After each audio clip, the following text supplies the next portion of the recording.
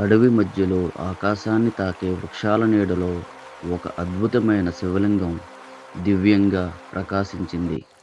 జింకలు జాలీగా వచ్చి జిల్లేడు పూలతో పూజ చేశాయి. నెమలులు నీలాకాశంలా విరబూసి భక్తితో నాట్యం చేశాయి. కోతులు కోలాహలంగా గెంతుతూ హరహర మహాదేవ్ అంటూ ఆనందించాయి. పక్షులు పరవశంగా ఎగిరి ప్రసాదాన్ని తీసుకువచ్చి అర్పించాయి. బర్రె ఆవు భక్తితో వంగి పవిత్రమైన పాలను అభిషేకంలా పారించాయి. పులి కూడా తన పరాక్రమం మర్చిపోయి పరమశివుని ముందు శాంతిగా నిలిచింది. ఆ అడవంతా ఒక్కసారిగా నినదించింది. ఓం నమ శివాయ, హర హర మహాదేవ్.